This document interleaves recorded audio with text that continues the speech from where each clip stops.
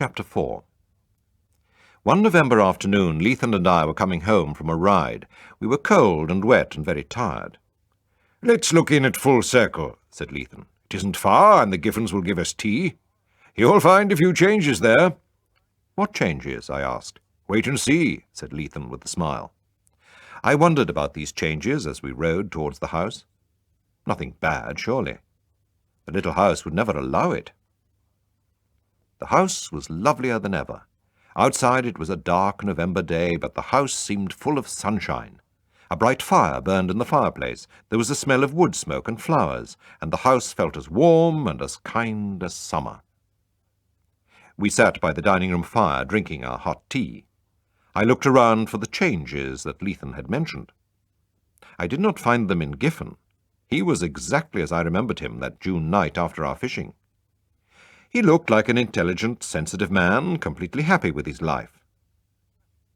Was it my imagination, or did he look a little like the picture of Lord Carteron? I looked at him, and then at the picture. Yes, I thought, there is something there. But his wife, the change was unmistakable. She was a little fatter, a little rounder.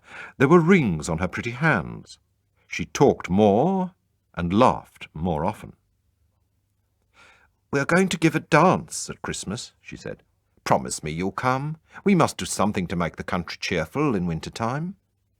"To me," I said, "Full-Circle seems cheerful all through the year." "How kind of you to say that," she said. "If you say nice things about our house, you're really saying them about us too. A house is just what its owners make of it." I was filling my pipe in the hall. I was just going to take it into the smoking room when Giffen stopped me. "We don't smoke there now," he said. He opened the door, and I looked in. The bookshelves had disappeared. It looked like a church. There was a little altar at one end of the room and a big silver cross. A silver lamp burned on the altar.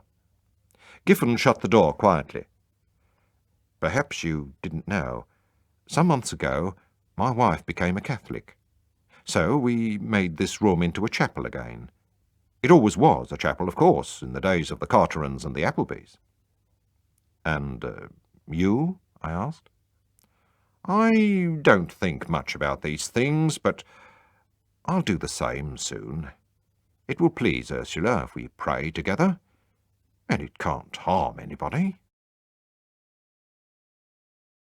Chapter 5.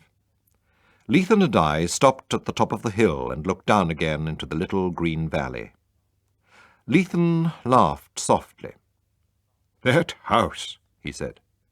"I'm going to read everything I can find about old Carteron. I'm sure he was an extraordinarily clever man.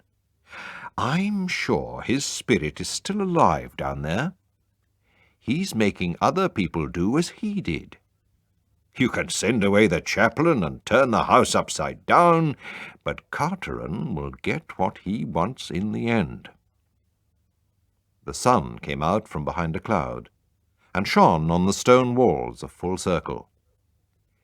It seemed to me that the house had a look of gentle triumph.